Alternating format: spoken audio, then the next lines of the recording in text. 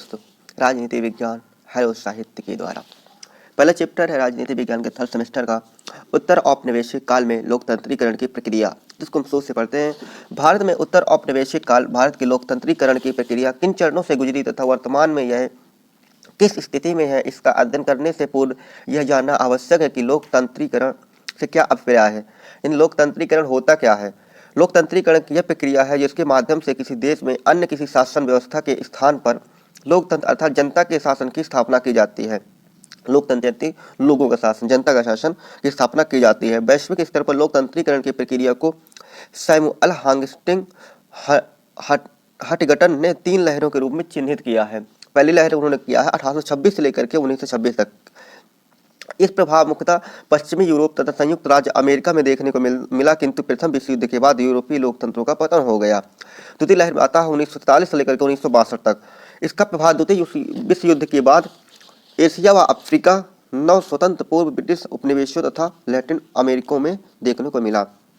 तीसरी लहर आती 1974 से उस समय आई जबकि पुर्तगाल में सैन्य शासन को उखाड़ फेंका गया। इसके बाद आगामी 25 वर्षों में विश्व के देशों में लोकतंत्र का तीव्रता से विस्तार हुआ और दक्षिण यूरोप, लैटिन अमेरिकी, पूर्वी यूरोप, एशिया व अफ्रीका कोई भी इसे छूता नहीं रहा। यानी कई सारे देशों में इसका विकास हुआ,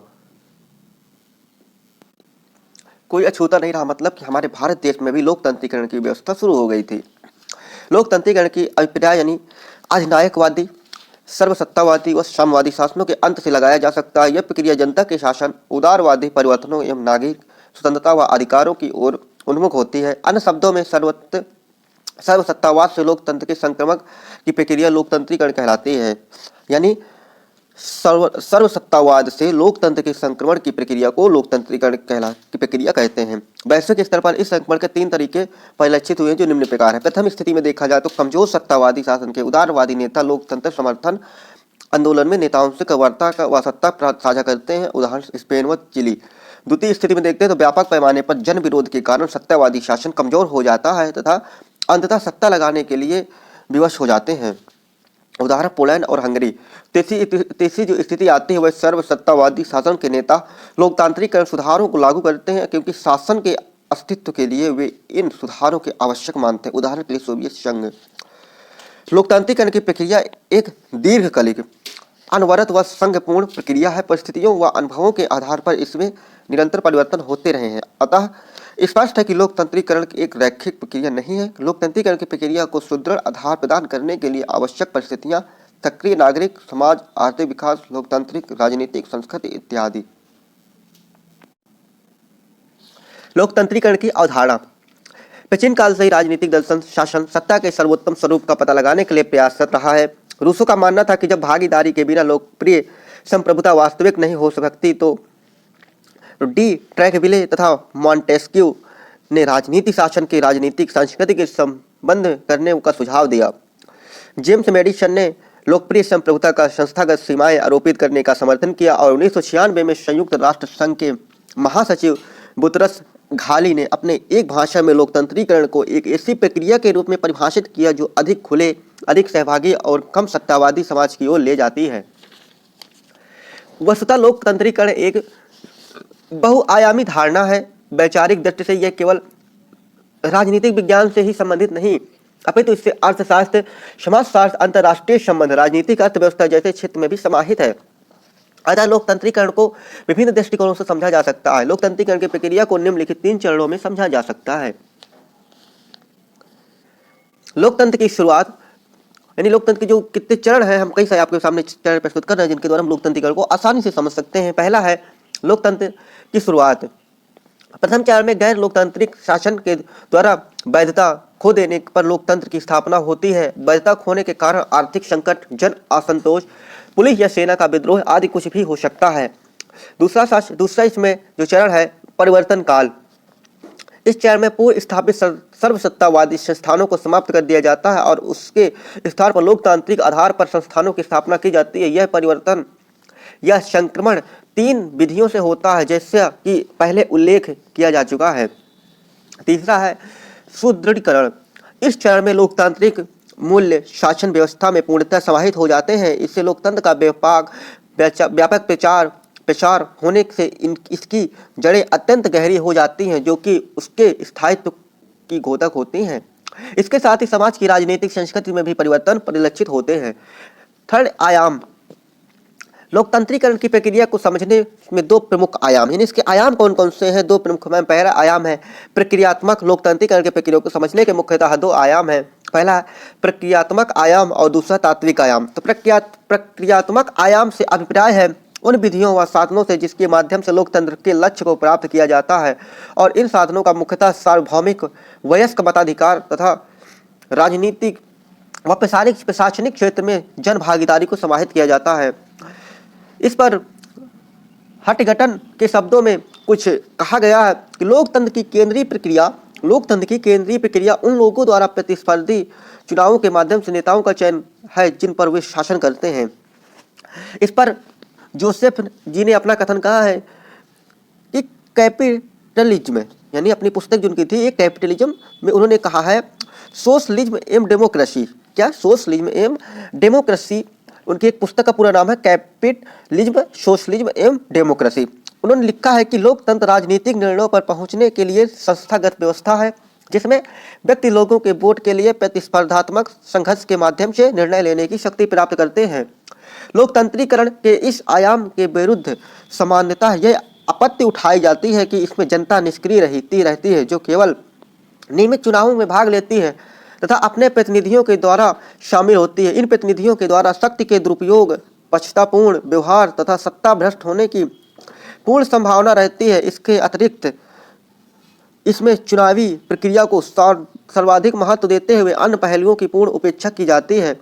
इसमें जो सेकंड आता है, भी आपने पढ़ा, पहला आयाम था जिस पर कई लोगों ने अपने कथन दिए, और ये दूसरा आयाम है तात्विक आयाम। पहला आयाम अभी आपने पढ़ा प्रक्रियात्मक आयाम, और दूसरा भी है तात्विक आयाम।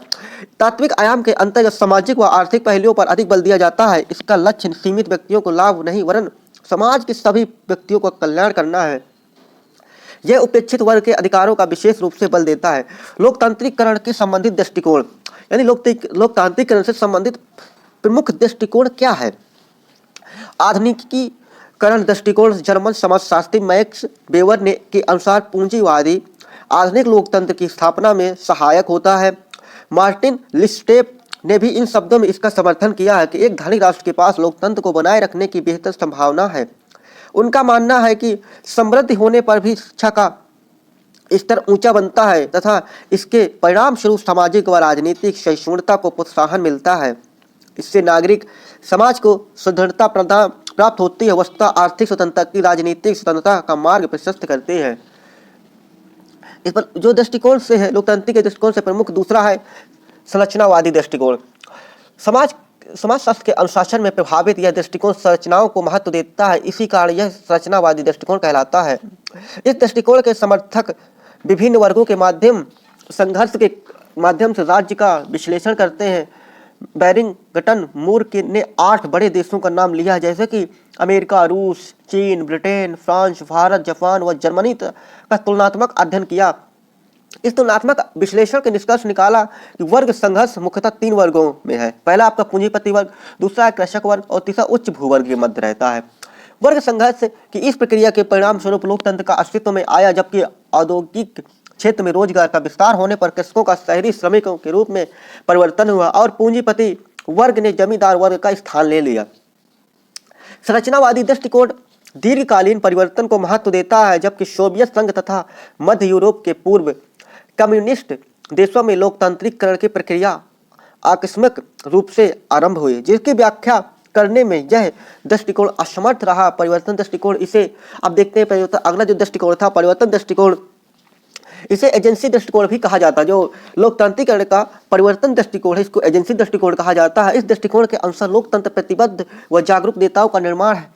यह दृष्टिकोण लोकतांत्रिकरण की प्रक्रिया में अभिजात वर्ग की सक्रिय भूमिका को स्वीकार करता है। परिवर्तन दृष्टिकोण के समर्थक D.A. रूस्टो के कथानुसार एकीकृत राष्ट्र राज्य लोकतंत्र के लिए एकमात्र शर्त है यह कि नागरिकों को अपने राजनीतिक समुदाय से संबंधित होने के बारे में कोई मानसिक आपत्ति नहीं होनी चाहिए। जुआन लिंज व अल्फ्रेड स्टीफन ने भी परिवर्तन दृष्टिकोण का समर्थन करते हुए तर्क दिया कि संरचनात्मक परिस्थितियों से अधिक नेताओं द्वारा लिए गए निर्णय होते हैं जो लोकतंत्र व निरंकुशता के माध्य संघर्ष के परिणाम को निर्धारित करते हैं। अभिजात वर्ग के अत्यधिक महत्व देने के कारण इस दृष्टिकोण की आलोचना की गई। विभिन्न कारक, इस पर जो आपका नेक्स्ट आता है दृष्टिकोण विभिन्न कारक से है। इस दृष्टिकोण से अनुसार लोकतंत्रीकरण की प्रक्रिया में किसी एक कारक का नहीं वरन विभिन्न कारकों का योगदान रहता है। लिप्सेट ने भी अपनी बात की रचनाओं में इसका समर्थन किया। उन्होंने लोकतंत्र की स्थापना में सामाजिक समानता, राजनीतिक संस्कृति, बद्धता व आर्थिक समृद्धि जैसे कारकों को सम्मिलित योगदान को स्वीकार किया। रॉबर्ट डहेल, लैरी डायमंड व अन्य कुछ विद्वानों ने भी इस दृष्टिकोण का समर्थन किया। लोकतंत्र की प्रक्रिया को प्रभावित करने वाले कुछ अन्य कारक हैं, जैसे सक्रिय नागरिक समाज, प्रतिबद्ध राजनीतिक नेता एवं कुशल व स्वायत्त नौकरशाही। विद्वानों की मान्यता अनुसार लोकतंत्रीकरण की प्रक्रिया को न केवल आंतरिक कारक अपितु बाह्य है या अंतर्राष्ट्रीय कारक भी प्रभावित करते हैं। उदाहरण के लिए अमेरिका के लोकतंत्र के प्रसार में साम्यवाद के विरुद्ध एक अस्त्र के रूप में प्रयोग किया। आगे, उत्तर औपनिवेशिक काल में लोकतंत्रीकरण। किसी शक्तिशाली राष्ट्र द्वारा किसी निर्बल देश पर आर्थिक संसाधनों के दोहन हेतु राजनीतिक नियंत्रण स्थापित करना औपनिवेशिकरण कहलाता है। यानी किसी शक्तिशाली राष्ट्र द्वारा किसी निर्बल देश पर आर्थिक संसाधनों के दोहन हेतु राजनीतिक नियंत्रण स्थापित करना औपनिवेशिकरण कहलाता है। यहाँ पे कहा गया है कोई शक्तिशाली राष्ट्र जब किसी राष्ट्र पर अपना कब्जा कर लेता है और उसके जो संसाधनों का दोहन करता है, उनको यूज करता है और राजनीतिक नियंत्रण स्थापित कर लेता है, उसे औपनिवेशिकरण कहलाते हैं। जैसे अंग्रेजों का भारत पे था 1947 के पहले, तो उसको क्या कहते हैं? औपनिवेशिकरण कहते हैं। तथा इस प्रकार का शासन औपनिवेशिक शासन कहलाता है। यह जो करण जो हो जाता है, जब वो शासन स्थापित कर लेते, तो ऐसा क्या कहलाता है? औपनिवेशिक शासन कहलाता है। औपनिवेशिक शक्ति और अपने उद्देश्य की पूर्ति हेतु उपनिवेश पर न केवल राजनीतिक वरन सामाजिक, आर्थिक व सांस्कृतिक नियंत्रण भी स्थापित करती है। औपनिवेशीकरण का एक प्रमुख कारण औद्योगिकरण से आई व्यापारिक समृद्धि है, जिससे परिणाम स्वरूप यूरोपीय देशों में व्यापक पैमाने उद्योगों की स्थापना हुई, किंतु उद्योगों के लिए आवश्यक कच्चे माल का अभाव था। अतः यूरोपीय देशों में कच्चे माल की प्राप्ति हेतु अफ्रीका, एशियाई देशों में उपनिवेशों की स्थापना की। भारत दीर्घकालीन ब्रिटिश उपनिवेश रहने के बाद 1927 के स्वतंत्र हुआ। औपनिवेशिक शासन के मुक्त हुई राज्य जो को साधारणतः तृतीय विश्व के देश कहा जाता है। यानी औपनिवेशिक शासन से मुक्त हुए राज्यों को साधारणतः तृतीय विश्व के देश कहा जाता है। उत्तर औपनिवेशिक राज्यों को एक प्रकार से नवनिर्माण करना होता है और इसलिए बहुत सी समस्याओं का सामना करना पड़ता है। आर्थिक विकास, जन आकांक्षाओं की पूर्ति, कुशल नेतृत्व की खोज, सामाजिक व आर्थिक समानता, राजनीतिक सहभागिता आदि।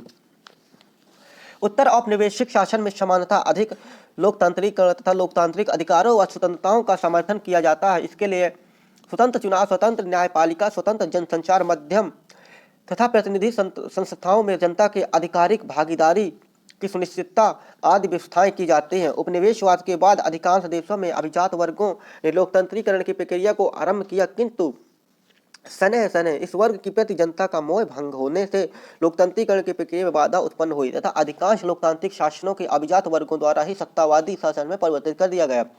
जैसे कि Uganda, Kenya, Taiwan, Pakistan, Afghanistan, Vietnam, Thailand, Malaysia, Singapore आदि देशों में यही स्थिति देखने को मिली।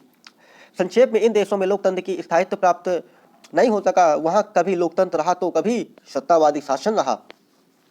अब नेक्स्ट देखते हैं भारत में उत्तर औपनिवेशिक काल में लोकतंत्रीकरण की प्रक्रिया। जो भारत में है उत्तर औपनिवेशिक काल के बाद लोकतंत्रीकरण की प्रक्रिया क्या है। बहुत कम देश ऐसे थे जहां उत्तर औपनिवेशिक काल में लोकतंत्र की प्रक्रिया का निरंतर अनवरत व स्थायी रूप देखने को मिला। इन देशों में कुछ प्रमुख देश इस प्रकार है: भारत, जैमाका, मॉरिशस, न्यूगिनी आदि। भारत में लोकतंत्रीकरण की प्रक्रिया आपात 1975 से 1970 का भी दौर देखा, किंतु फिर भी यह प्रक्रिया निरंतर विकास की ओर चल अक्सर रही। यानी भारत में जो लोकतंत्र की प्रक्रिया में थी, आपातकाल उसमें चला था, जब 1975 और 1970 के बीच आपातकाल रहा, लेकिन उस दौर को देखने के बाद भी यहाँ पे प्रक्रिया हमेशा अग्रसर रही और लोकतंत्र का बढ़ावा मिलता रहा।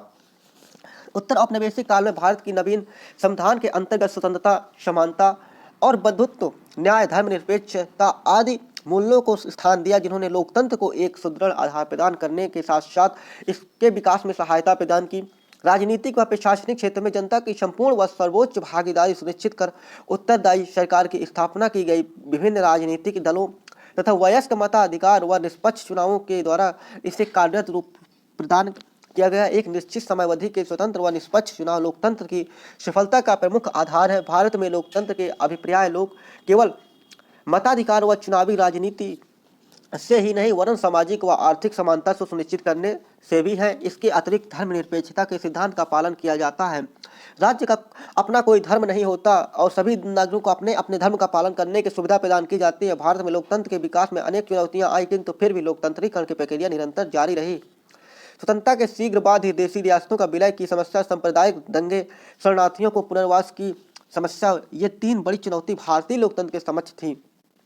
कुशल नेतृत्व व राजनीतिक सूझबूझ के द्वारा इनका समाधान किया गया। तदुपरांत भाषाई आधार पर राज्यों की स्थापना की मांग करते हुए आंदोलन किए गए। भाषाई आयोग की स्थापना पर उसकी संतुष्टियों के आधार पर राष्ट्रीय एकता और अखंडता को कायम रखते हुए राज्यों को भाषाई आधार पर पूरा गठन किया गया। और सन 1960 के दशक में पाकिस्तान व चीन के आक्रमणों का सामना करते हुए लोकतंत्र को यथावत कायम रखा गया।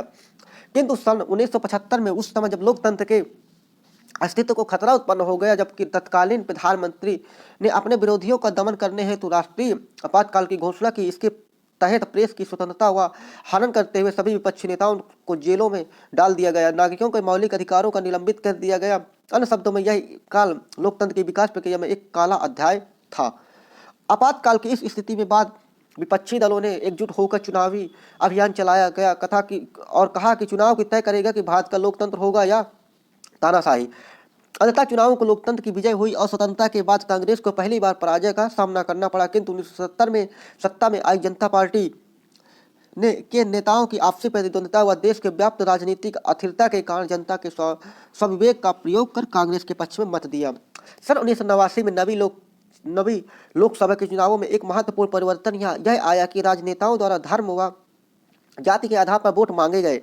यह विपत्ति स्वस्थ लोकतंत्र के विकास में बड़ी बाधा सिद्ध हुई तथा आगामी वर्षों में इसका प्रभाव बना रहा। इस विपत्ति के कारण राजनीतिक दल स्पष्ट बहुमत प्राप्त करने में असफल रहे तथा गठबंधन सरकारों का एक राजनीतिक अस्तित्व दौर आरंभ हुआ। सन 2014 में भाजपा के बहुमत प्राप्त करने तथा प्रधानमंत्री नरेंद्र मोदी की कुशल नेतृत्व के लोकतंत्र का पुनः सही दिशा प्राप्त हो सकी। जनता के विकास व कल्याण का निरंतर उन्मूलन, साक्षरता अभियान, समतामूलक समाज की स्थापना, बाल व महिला कल्याण, पिछड़े वर्गों व दलित वर्गों के उत्थान का कल्याण की दिशा सराहनीय प्रयास किए गए। ये प्रयास लोकतांत्रिकरण की प्रक्रिया को आगे बढ़ाने में सहायक सिद्ध हुए। किंतु इन प्रयासों में निरंतरता लाने की आवश्यकता है। साथ ही राजनीतिक दलों की संरचना को भी लोकतांत्रिक आधार दिया जाना चाहिए। इस जो आपका पूरा भी पहला चैप्टर हमने पढ़ा, इस चैप्टर में मुख्य क्वेश्चन जो आते बन रहे हैं, जो आपके शॉर्ट में आप देख सकते हैं, जो सैमुअल हंटिंगटन ने वैश्विक स्तर पर लोकतंत्र की जो लहरें की थी, कितनी लहरें थी? 3 लहरें थी। प्रथम लहर थी जो 1826 लेकर के 1926 तक की थी, जो यूरोप और संयुक्त राष्ट्र अमेरिका में प्रभावित थे। दूसरी लहर जो थी 1940 से लेकर के 1962 तक थी, जो एशिया, अफ्रीका व लैटिन अमेरिका के 9 स्वतंत्र राष्ट्र प्रभावित थे। और तीसरी लहर जो थी 1974 से विश्व के अधिकांश देश प्रभावित हुए थे, यानी जैसे हमारे भारत के विश्व के एशिया के देश जो कई सारे प्रभावित हुए थे। लोकतांत्रिकरण की प्रक्रिया के 3 चरण कौन कौन से हैं? तो लोकतंत्र की शुरुआत, परिवर्तन काल और सुदृढ़ीकरण। लोकतांत्रिकरण प्रक्रिया का आयाम कितने हैं? तो लोकतांत्रिकरण प्रक्रिया के आयाम 2 हैं, प्रक्रियात्मक आयाम और तात्विक आयाम। लोकतांत्रिकरण के संबंधित दृष्टिकोण, आधुनिकीकरण दृष्टिकोण, संरचनावादी दृष्टिकोण, परिवर्तन दृष्टिकोण और आपका विभिन्न कारक दृष्टिकोण। जबकि ये परिवर्तन दृष्टिकोण है आपका यहाँ पे, तो परिवर्तन दृष्टिकोण को ही एजेंसी दृष्टिकोण कहा जाता है।